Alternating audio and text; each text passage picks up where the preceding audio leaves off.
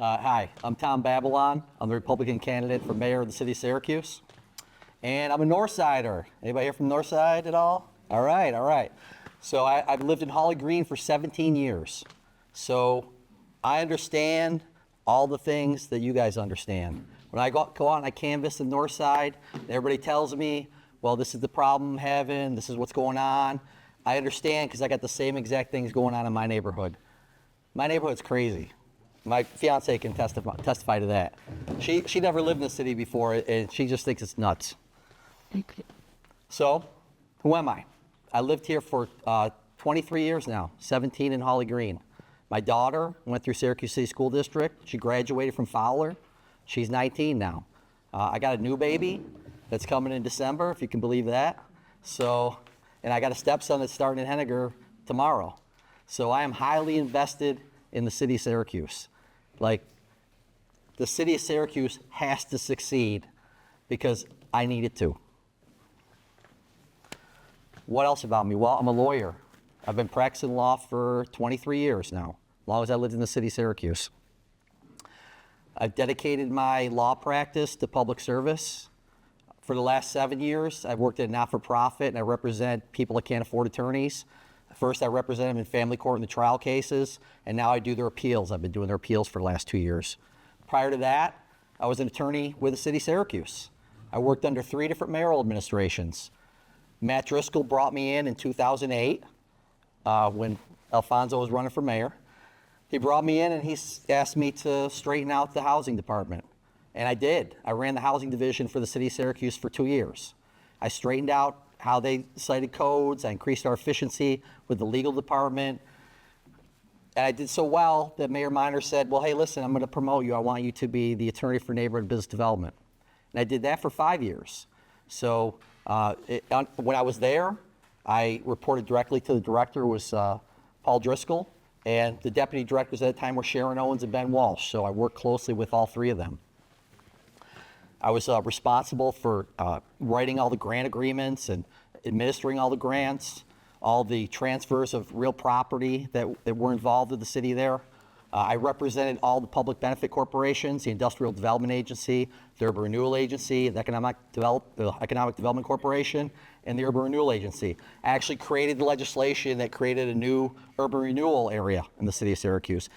I drafted the legislation that created the land bank. I was the land bank's attorney for the first year. I established all their bylaws. After that, Mayor Miner said, hey, you did a great job with MBD. We need you to fill a gap in labor and employment. So then I became the labor and employment attorney for the city for 3 years. In that role, I personally advised every single department head on labor and employment issues. Personally advised the mayor. I also was at the table and negotiated every bargaining agreement with the unions. So I've got a lot of experience with the city of Syracuse. So why do I want to be mayor? Well, in that 10 years when I was at the city, sure, everyone will talk about the great things the city does. Oh, we all agree on this. This is great. This is great. But what I saw were the things that they did that were bad, that made my stomach turn, to be perfectly honest with you. There would be money that was owed to the city of Syracuse, and someone would call up and say, don't collect that money. Well, why? Why should we not collect that money? Just don't do it. Don't file that judgment. Or they would say, you know, we're not going to charge this person because they have some special political, you know, weight to them. And then at the same time, oh my God. So at the same time, I got to speed up my talk. At the same time, I would see big corporations, big companies getting everything thrown at them, tax breaks, this, that. At the same time, the small business owners were getting harassed by codes, by zoning, for all things that, you know, were completely minuscule. So when I saw these things, and now a big part of what I'm running on is public safety, when I saw what's been done to public safety in the last 7 years, and we'll talk about this later, I decided I need to run for the mayor of the city of Syracuse to correct all these things, because I've got ideas for every single one of them. Thank you tonight for having me, and I appreciate your time. Again, the question is, why are you running? And what are your plans for the people of Syracuse and for the city of Syracuse? The stage is yours. Thank you, Baki. So this is the impossible question. Tell everybody what you're going to do for the city of Syracuse in 10 minutes. Impossible, all right? All of us have platforms at our websites that go on and on about each one of our policies. We're not going to be able to explain every single one of them to you in detail tonight. So what I'm going to run down what I want to do for the city, and I'm going to focus on one particular issue tonight. So one of the things that we really need to do in the city of Syracuse is restore public safety. Some people are going to tell you otherwise. I only know what I live on the street every day in my neighborhood. And it isn't better than it was 7 years ago. It's worse. And I'm going to get into that. I'll tell you why in a couple minutes. The other things we need to do is we need to restore financial accountability, balance our budget, and get a handle on these tax hikes, okay? We have had over $100 million added to our city general fund, just the city operations budget in the last 7 years. 3 tax hikes or 6 tax hikes, however you want to do that, and add a 7th if you can include the sidewalk tax. People have left the city of Syracuse because of the crime and because of the taxes. We're the only municipality in the entire county to lose population in the last 4 years. We lost 1.5%.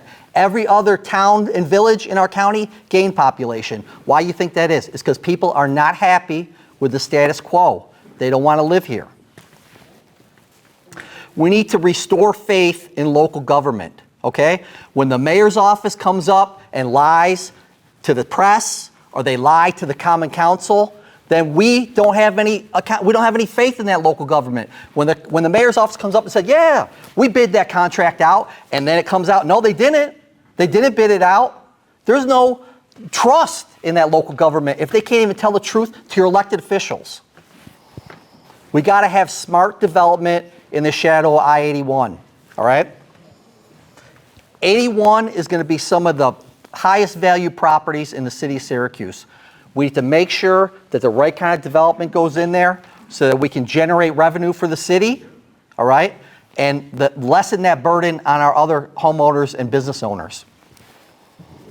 We need to save money through consolidation and elimination of wasteful spending. When I was sitting at City Hall and they say, oh, it's only $100,000, don't worry about it. And I'm like, are you kidding me? That's a lot of money for me. It's a lot of money from everybody else. Every single one of your dollars needs to be accounted for. We need to create new housing opportunities through smart development, which means building off where we've had success before. Let's build a new house there and let's build that success and move forward with that. And we need to think about new ways to house people. You know, maybe we need to rezone some industrial properties and do some micro housing like they have in New York City. Things that people that are just getting out of college or just getting to the area can afford. You know, we need to think about new things, okay? And we need to increase economic opportunity for everybody. How many of y'all know somebody that's got a side hustle, and how difficult is it for them to operate in the city of Syracuse? All right? You want to open a restaurant, you want to open a small business, you got to jump through 10 hoops. You're a big corporation, you come to town, they're going to walk you through every one of them, and then they're going to give you money on top of that. We need to make it easy for people to make money in this city. And how we do that? We deregulate things. Maybe you don't need this kind of license. Maybe we don't need to duplicate all the same regulations that they have in the county and make you pay extra fees to the city that you don't have.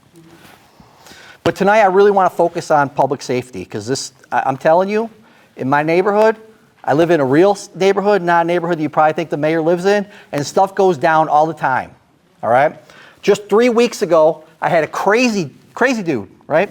Rips his shirt off. He's running up and down the street, screaming at the top of his lungs for an hour, stopping traffic, running into everybody's yard. So, hey, what are we going to do? Let's call the police. Everyone on the front porch with 911, right? 45 minutes later, nobody showed up. How many of y'all called the police and they don't even show up? I know y'all, I know you have. I know you have. Because it happens to everybody. And I walk to every single door and they tell me the same exact thing. Oh, they ain't going to show up. Why are we going to call them? You got to tell them he got a gun or he got a knife for them to show up. Well, you know what? That's BS. All right? We deserve better from our police officers. They need to come up when they're called, and half the time they'll call you and they'll say, "Oh, well, that's just that's a property crime. Fill out your own police report."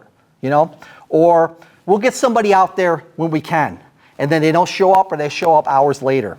Why is this happening? Why?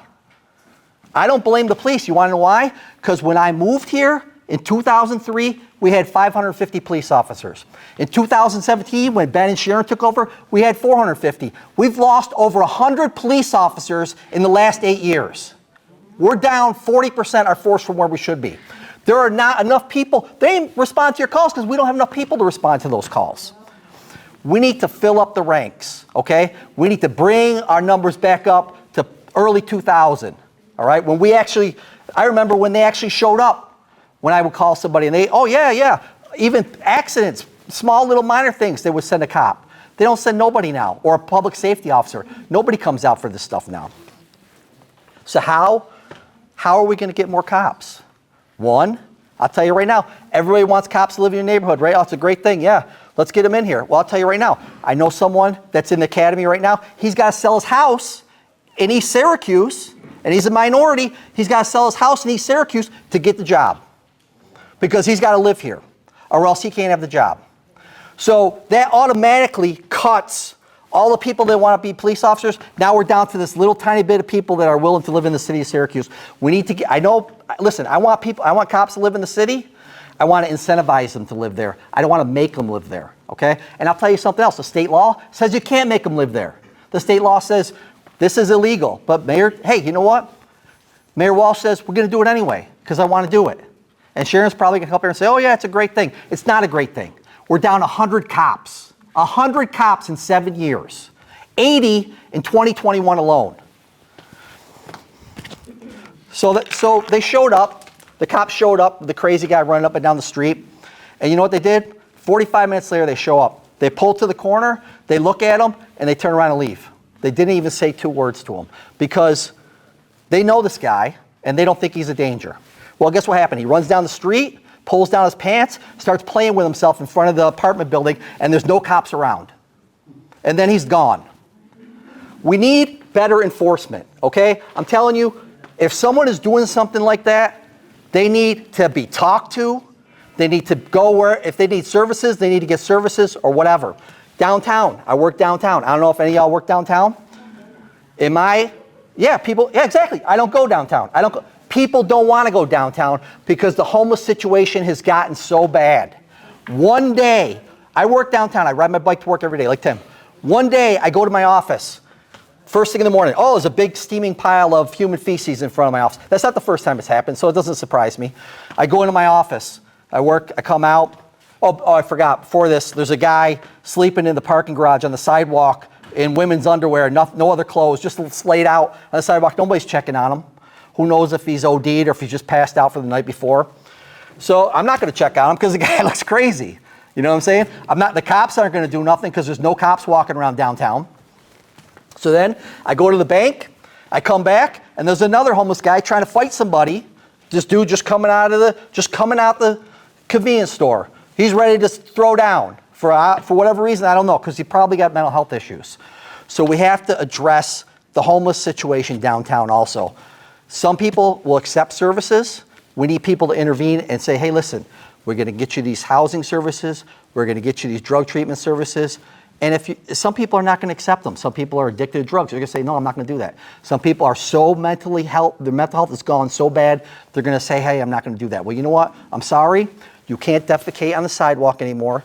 You can't sleep in your women's underwear all completely naked or passed out on drugs or whatever you're doing.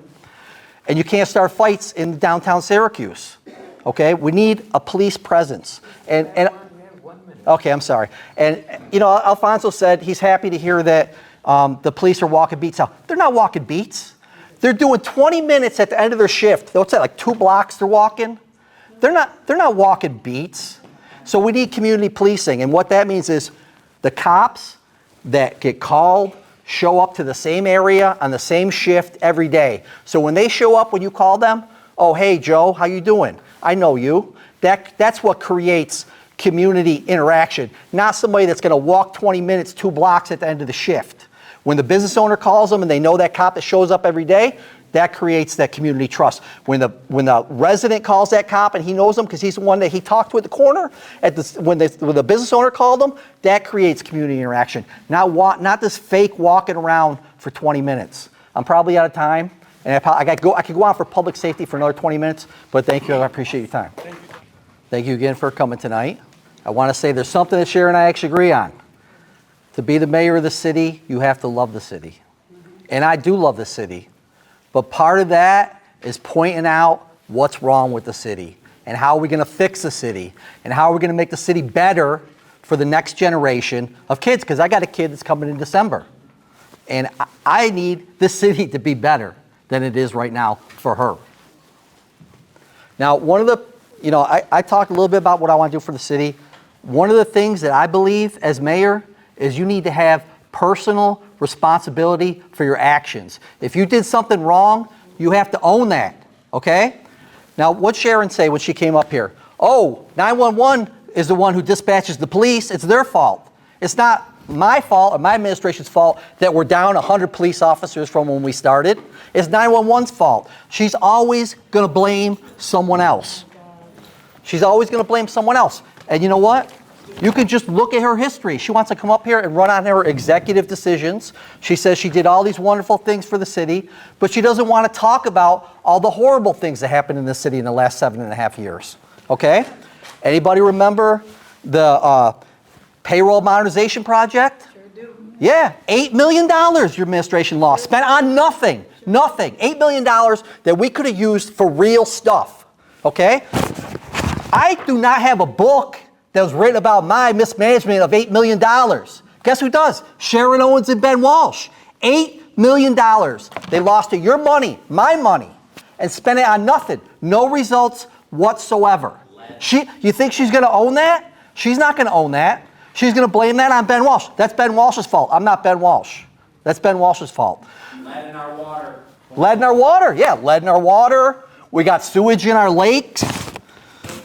We got $30 million that we lost in federal funding for I-81. You know what? Oh, well, Trump pulled that. It's all Trump's fault. But guess what? A year and a half after we got that grant, not a single person at City Hall worked on that report that we needed to get that funding. The state didn't lose their money. You want to know why? Because they put that report in with the feds and they pulled their $180 million. We lost $30 million because of the malfeasance of the current administration. It is true. Look at it. We got the money a year and a half ago. A year and a half before Trump denied it. We didn't even start the project. We didn't even start the project for that. A year and a half later. Stop yelling. No, people can talk to me. Please don't tell me how to talk. All right? More tax increases than any prior administration in my lifetime. Is she going to own that? No, she's going to blame that. We needed the money for something else. We needed the money for this and that. $123 million in COVID funding. Where did that go? Where did that go? $1.5 million here, $1.5 million there. Did we see any results? Real results from that money? Did that money change anybody's lives? Or do we still got potholes in all our streets? Do we still got lead in our water? Are we still putting sewage in the lake? None of that stuff changed. Right now, the sidewalk plan. She's talking, I live on Burnett, okay? She's talking about how she revitalized Burnett. They're putting new sidewalks in. They're tearing up sidewalks that are brand new. Sidewalks that aren't even damaged, they're tearing up and they're putting new sidewalks in. Who is doing this? That's true. That's true. It's true. I live on Burnett. Sidewalks that got nothing wrong with them are getting pulled out and they're putting new sidewalks in. That's your tax money. That's your tax money. That's why you got the extra sidewalk tax. We need to restore faith in local government, okay? Thank you. We need to restore faith in local government. Listen, y'all don't have to agree with me. It's all the receipts. Look at her receipts. Whose fault is it that we have 100 less police officers? Whose fault is it that we lost $8 million with no result? We gave money to bait companies to do our IT work. She's sitting at the table, she says, at all these meetings. She didn't say nothing when we paid $200,000 to a lobster bait company to run our IT department.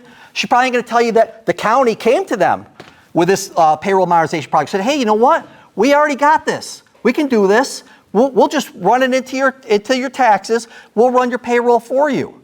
It would have cost us a minimal amount of money.